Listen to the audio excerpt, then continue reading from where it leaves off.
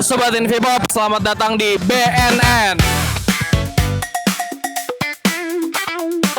Ini adalah program terbaru Invipop di mana gue Ubay bakal nanya-nanya atau nyoba-nyobain hal baru. Dan hari ini gue lagi ada di JSD Blok M Festival.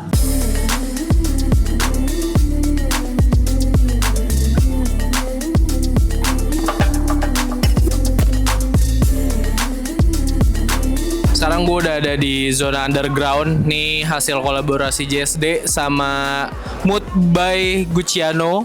Ada banyak brand lokal, ada banyak toko thrift, ada banyak aksesoris. Bakalan ada juga community area. Di sana ada yang lagi main Beyblade, ada games-games seru juga. Kita mau coba cek ada apa aja di area underground ini.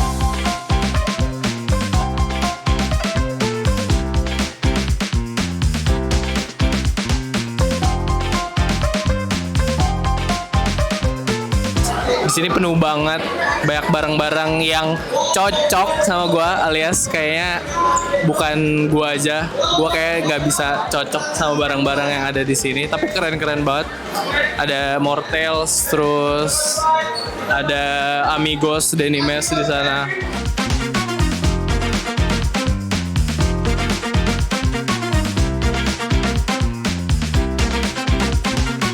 Yes, sekarang gue udah ada di satu spot di underground yang gak sepi-sepi dari tadi.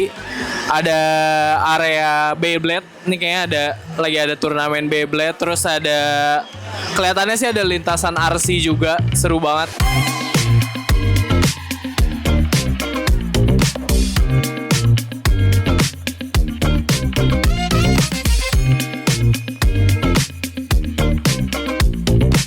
Halo Bang Boy. Halo Bang. Lu main Beyblade juga gak nih? Boleh tunjukin gak Beyblade? Hari lagi pakai Drum Strike sama Phoenix Wing. Udah tanding atau masih nunggu? Tadi udah main sekali, kalah. Alhamdulillah kalah. Menurut lu kenapa sih Beyblade bisa comeback terus langsung jadi serame ini lagi di sana? Mungkin yang main jadi udah pada dewasa gitu. Mungkin dulu ketemunya pas anak-anak.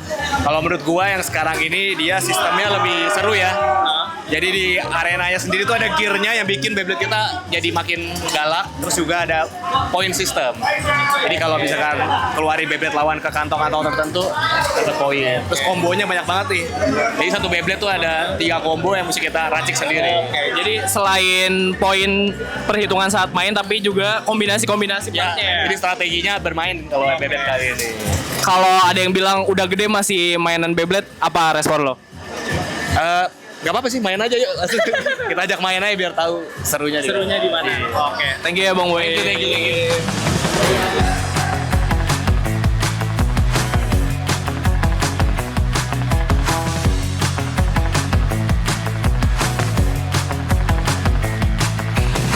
Yes, sekarang gue udah ada di zona Dagelan Participati. Ini ada aktivasinya dari Dagelan. Jadi selain konten-konten lucu di Instagram, mereka juga bagiin keseruan mereka di JSD Blok M Festival.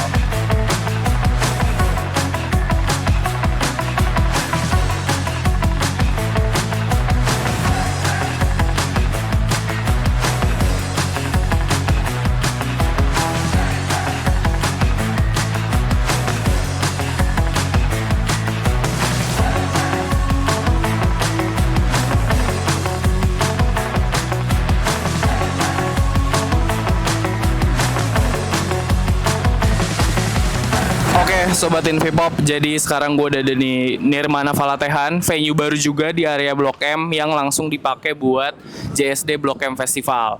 Nah, di sini itu ada 3 zona, ada Jakarta Sneaker Day, ada Oh Beauty Festival, sama ada JFW.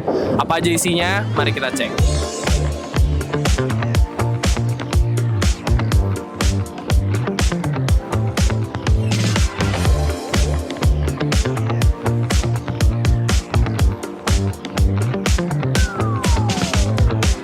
Oke, hari ini gue lagi sama Bang Reza Al-Qodri. Apa kabar?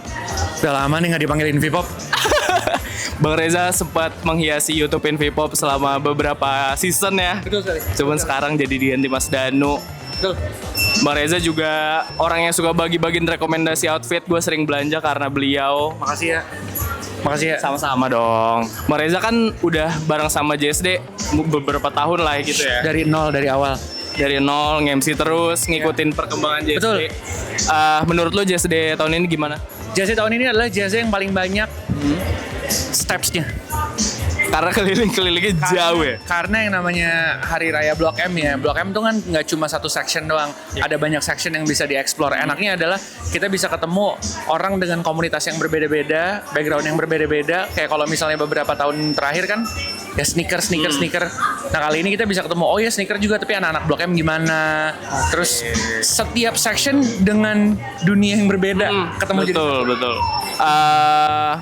Kalau lu lihat berarti tepat nih sebagai Hari Raya Blok M. tepat karena sesuai dengan judulnya kan Hari Raya Blok M, bener-bener semuanya di area Blok M ini ngerayain dengan bikin acaranya masing-masing. Oke. Bang, kan lu juga kayaknya pakai sneakers, pakai loafers. Salah satu yang sering keluar di internet adalah sneakers is dead. Menurut lu gimana? Karena lu hari ini juga masih pakai sneakers. Stiker Kangki Plus nih masih pakai. Balik lagi ke preferensi masing-masing sih kalau menurut gue. Karena prinsip gue adalah nggak ada yang salah, nggak ada yang benar, semua punya kriterianya masing-masing. Kalau emang lo ngerasa kayak sneakers is dead ya terserah lo. Tapi kalau pendapat gue pribadi ya sneakers akan selalu ada dari bagian kehidupan kita. Jadi terserah perspektif lo masing-masing. Kalau gue sih nggak akan mati kok, sama-sama aja. Dari dulu juga dibilang gitu, tapi tetap banyak orang yang make. Tuh Asics masih rame tuh. Ini Atmos masih rame. Karena sekarang loversnya juga di sneakers-sneakersin ya. Hybrid benar.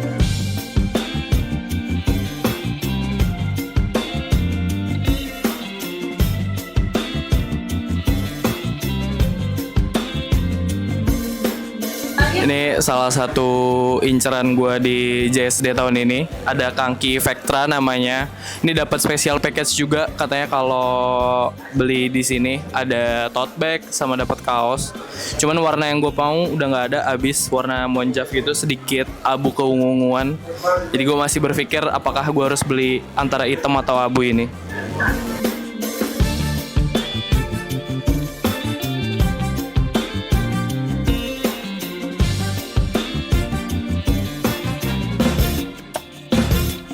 Jadi gue lagi ada di area sneakers lokal. Nih ada Ortus, ada Eger, ada Cardinal, ada Wedenman, sama ini yang pastinya ada Kangki juga. Dan gue akan tanya-tanya sedikit ke pemakai Kangki atau pembeli Kangki hari ini. Halo bro. Halo bro, halo. Boleh kenalan? Halo boleh, halo. Nama gue Fasil. Ada apa nih? Gue mau tanya-tanya sedikit nih. Lo pakai sneakers lokal gak? Gue pakai sneakers lokal dong. Sekarang aja gue lagi pakai sneakers lokal juga nih. Lo pakai apa hari ini? Hari ini gue pakai Brodo, tapi gue baru aja beli sneakers lokal juga, Kangki bro di belakang bro. Boleh tau gak nih Kangki apa nih? Wah, ini asik banget bro. Lo lihat brother. Ini rilisan baru kah? Rilisan baru spesial cuman ada di JSD X Blok M Festival. Asik ya. Ada denimnya, Denimnya, ada merahnya. Gue suka colorway-nya sih, asik. Karena gue bosan sepatunya hitam mulu brother. Oh, lo all black banget sih kelihatannya. Lu brother, tapi tiba-tiba gue ngeliat sepatu ini gue langsung jatuh cinta. Langsung jatuh cinta gue sama sepatunya bro. Kalau menurut lo scene sepatu lokal sekarang tuh gimana sih? Wah gila brother, gue somehow 2022 gue ngerasa semua brand lokal in terms of sneakers ya lagi naik banget lagi. Mau Kangki, Brodo, Ardiles aja kemarin juga lagi naikin. In terms of not only sneakers ya, sepatu kulit juga ya kan. Jadi gue ngerasa kayak Indonesia game-nya lagi naik banget sih in terms of sneakers ya. Oke, setuju. Tapi salah satu yang sering keluar di internet atau suka dikomentarin warga adalah sneakers lokal tuh banyakan gimmicknya, nggak diimbangin sama quality of the product gitu. Menurut lo gimana? Wah itu menurut gua bullshit anjir kalau buat gua ya. Karena sama tadi gue bilang karena oke let's say 2024 mungkin gimmick bener. Tapi 2026 anjir lu ngeliat gua 3 hari berturut-turut gua ke Blok M buat Blok M Festival. Gua jalan sehari bisa 40.000 step dan gua nggak pegel bro pakai sepatu lokal bro. Pakai Brodo men. Gila bro sepatu lokal sekarang kualitinya karena ya mereka pengennya bukan cuma look doang sekarang lah ya. Mereka juga pengen comfortable juga pasti lah. Gitu sih. Jadi scene sekarang udah lebih baik, kualitasnya udah lebih oke ya. Wah, sangat brother. Malah kadang-kadang bisa ngalahin sepatu yang di luar bro.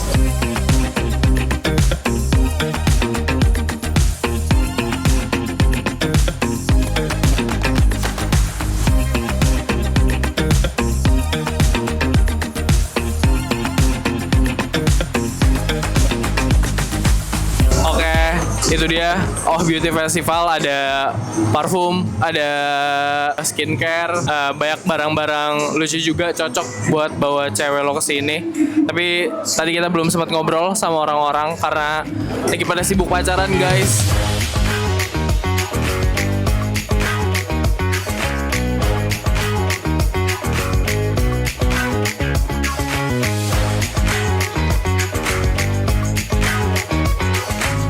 Gue mau main pukul-pukulan dulu. Bisa dapat Carhartt kata abangnya. Bisa dapat Carhartt nih ya.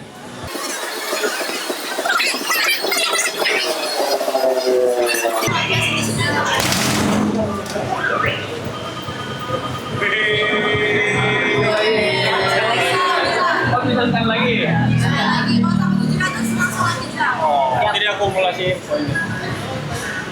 Tadi 360 ya? Iya, tadi 360. Ya ditambahin aja.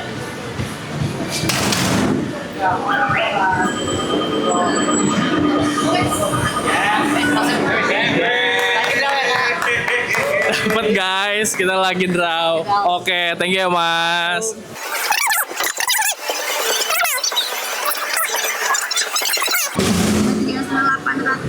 $860. Oke. Dapat apa nih?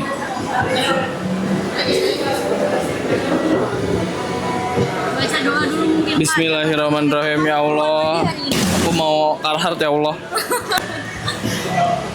Di printer Ini keychain. Kitchen. Nggak apa-apa lah ya. Nanti Carhartt kita tabung dulu. Terima kasih ya Kak. Kita sekarang udah di M Block Space. Ada beberapa venue yang dipakai. Ada Koma Bar, ada Melting Pop yang punyanya Invipop juga. Kita mau lihat di sana ada blok musik, ada yang jual-jualan vinil, tapi hari gini emang masih ada yang beli. Nih kita udah sampai ke Melting Pop. Ada blok musik di dalam, ada discussion soal music, ada yang jual rilisan-rilisan fisik juga. Tapi apakah rilisan fisik masih ada peminatnya? Emang ada yang beli rilisan fisik di 2026? Mari kita cek.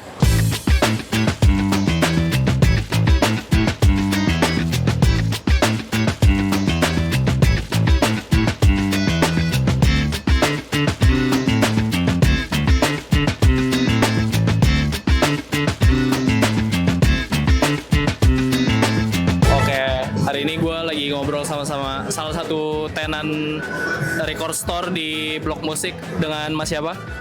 Dengan Zuriel dari Perjaka Records. Gue mau nanya Mas, di 2026 ini suka ada yang bilang kan kayak masih jualan rilisan fisik, emang masih ada yang beli? Gimana menurut lo? Menurut gua rilisan fisik gak ada matinya sih jujur. Karena sampai tua pun atau misalnya let's say kita 10 tahun lagi, 20 tahun lagi itu pasti akan tetap established sih. Oke. Terbukti dari misalnya yang rilisan-rilisan dari zaman 70, 80. Sekarang orang-orang apalagi generasi gua Gen Z biasanya suka dengerin yang mereka masih cari yang 80, 80s, 90s. Menurut lo rilisan fisik jadi bentuk investasi itu gimana? Lo setuju gak? Gua setuju nggak setuju sih sebenarnya. Nah, kenapa? Beda ya? Setuju karena emang beberapa rilisan ada yang limited. Misalnya let's say gue mau koleksi gue bisa. Boleh. Kita main ke sana aja.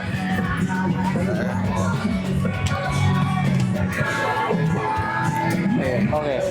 Di sini gue ada white shoes. Ini kaset, bentuknya kaset. Ini gue pengen ininya. Oh iya, oke. Ini tahun berapa nih Mas? Ini tahun 2005 sih 2005.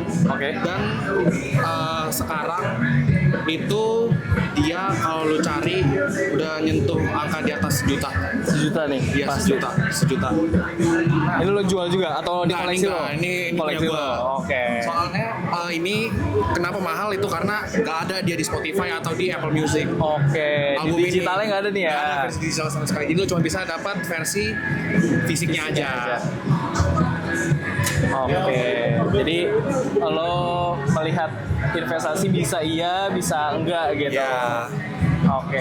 Kalau kemudian si rilisan fisik ini kan akhirnya jadi lifestyle ya. Akhirnya banyak orang yang mungkin sekedar punya, akhirnya jadi pajangan aja kadang beli vinyl tapi nggak punya playernya. Menurut lo gimana? Itu Itu rada performatif sih, jujur. Tapi nggak apa-apa, Tapi nggak apa-apa. Ya semoga bisa kebeli lah turntable-nya, pemutarnya.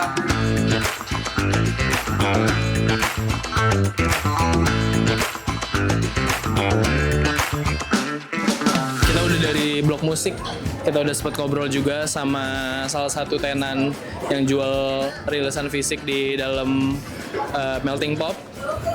Catat tadi, kalau lo punya vinyl tapi nggak didengerin dan jadi pajangan doang itu agak performatif sih ye. Kita akan lanjut jalan-jalan lagi.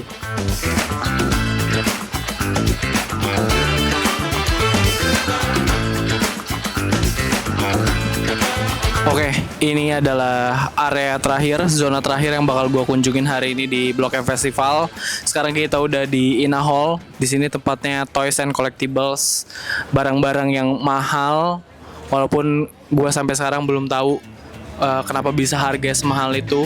Mari kita tanya-tanya ke mereka.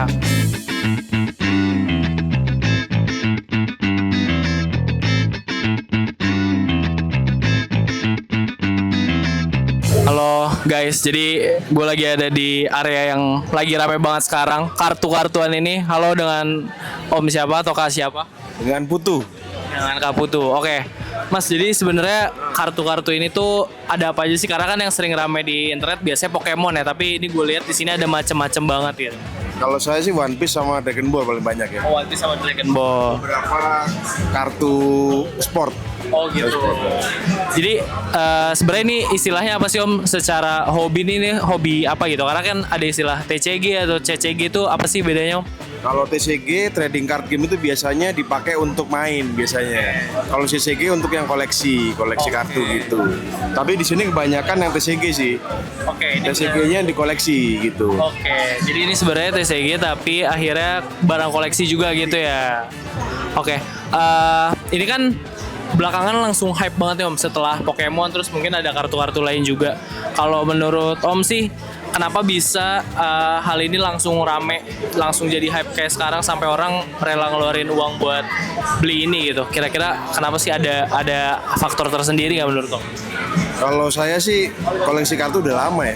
Oke. Udah lama kalau saya. Jadi ketika sekarang hype ya kenapa nggak dimanfaatin untuk jualan gitu. Kalau saya sih udah lama tapi koleksinya gitu. Setelah hype ini apakah mempengaruhi harganya jadi makin mahal gitu? Oh ya pasti makin mahal pasti. Iya. Oke. Koleksi Om yang paling mahal ada apa Om? Yang mau dipamerin ada nggak? Di sini. Sebenarnya biasa-biasa aja, ini paling yang ini ya antara 12 sampai 11 sampai 12 juta lah dua ini. Ini harganya masih range segitu ya? Iya 11-12 juta lah. Buat kartu, ini kartu apa Om? Luffy ya? One Piece Luffy ya, PESA 10 tapi. Oh itu nggak ngerti, itu apa tuh Om? Kalau boleh dijelasin. Jadi PESA itu adalah lembaga buat nge-grading kartunya ini, buat menilai kartu ini gitu. Gitu. Jadi kayak ada sertifikasinya gitu kan? Ya ini ada nilainya makanya di sini kan PESA 10 gitu. Oh itu PS10 tuh Ya, nilai dari si nilai dari si kartunya ini. Omnya mulai koleksi kartu tuh baru atau pemain lama juga sebenarnya? Koleksi kartu udah lama dari SD, dari SD. tahun 90-an. Ada kartu yang masih dari zaman itu nggak sekarang? Ada sih ini kayak ini dari tahun kartu tahun 89. Oke. Ya ada. Ini juga Sekarang harganya berapa tuh Om? Goib gak? nggak terlalu sih, masih 3 jutaan, bro. Dulu sebenarnya tuh kalau di zaman dulu itu range harganya berapa sih Om? Apakah memang barang mahal juga gitu? Alat gitu kayak muter-muter gacha gitu. Oh, ini gacha juga. Oh, tapi memang masuk Indonesia. Masuk bahasa Indonesia. Kalau menurut Om, kenapa sekarang hype terus dari mungkin kan generasi yang muda juga nggak lewatin Gramedia yang seperti itu ya, terus langsung ikutan hype, mungkin pada beli juga, pada koleksi juga. Menurut Om, apa sih, apakah ada nilai tertentunya gitu? Kenapa bisa rame? Salah satu hobi kan, alternatif hobi sama alternatif investasi juga. Oke, berarti kalau Om lihat ini investasi itu sejauh ini masih beneran investasi atau ada redupnya nih? Akan ada redupnya nggak menurut Om? Ya pasti akan ada naik, ada turun. Sekarang posisinya di mana? Sekarang posisinya udah naik tapi posisinya masih oke lah. Tapi udah mulai agak turun sedikit ya, mulai agak bosen. Nanti pasti akan turun. Berarti lonjakannya lagi santai-santai aja nih ya. Lagi sideway lah kalau di saham. Iya. Tapi Om sebagai pemain lama ngelihat pemain baru yang mungkin pasti kan ada FOMO-nya nih. Gimana tuh Om ngelihatnya? Di komunitas atau di hobinya lah gitu. Ya nggak apa-apa sih, jadi lebih seru. Yang meramaikan ya, yang bikin harganya naik juga ya. Ya itu juga. Tapi ya hobi kalau emang suka sama kartunya, suka sama artnya ya, kalau emang suka ya beli aja. Gak usah mikirin harga naik, gak usah mikirin harga turun. Om tipikal yang nggak ngikutin harga berarti? Enggak juga sih. Ada juga yang kayak gitu kalau emang suka. Kalau koleksi yang paling mahal nih Om, ada yang mau dipamerin nggak? Sekarang di display yang paling mahal ini sih. Apa ini kartu? Demon Slayer Union Arena, tapi yang 3 star. Tristar. ESR 3 star. Itu sekitar 90 jutaan. 90 juta? Iya. Mahal banget guys, 90 juta. Tapi udah ada yang nawar. Ada, Tapi belum dilepas atau gimana? Ada tapi belum dilepas. Oke, itu dia 90 juta guys.